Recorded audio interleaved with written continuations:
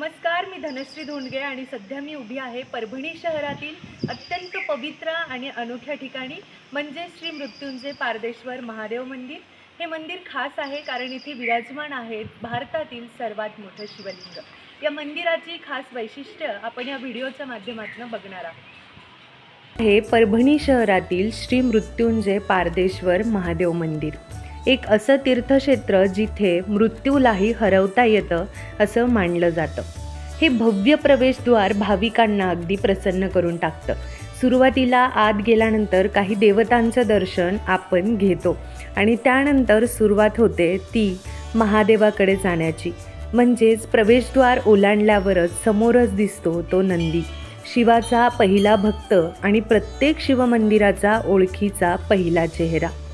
पुढे चालताना मंदिराच्या गर्भगृहात आहे हे तेजस्वी शिवलिंग, 250 किलो वजनाचं।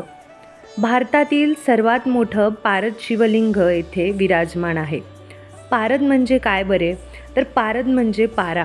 शिवपुराणात सांगितलं गेलंय की पारद हे शंकराचं बीजरूप आहे, त्यामुळे पारद शिवलिंगाचं दर्शन म्हणजे स्वतः भगवान शंकराचं साक्षात दर्शन होय। शिव पुराण में बड़ा महत्व बताया गया है। पारद शब्द का अर्थ होता है कि पारा जो धातु होता है जिसे इंग्लिश में कहा जाता है लिक्विड, बहुत पतला होता है, लेकिन हमारे गुरुदेव हैं सदगुरुदेव जिन्होंने इसको मंत्र और कुछ रासायनिक पदार्थ के द्वारा उसको एकत्रित करके उसको स्थिर किया है। ही शिवलिंग तेजोलिंग म्हणून ओळखला जातं कारण येथे आहे एक अनोखी आणि आध्यात्मिक ऊर्जा। जिथे श्रद्धा असते तिथे शक्ती असते आणि हे शक्तीचं केंद्र म्हणजे हे मंदिर होय।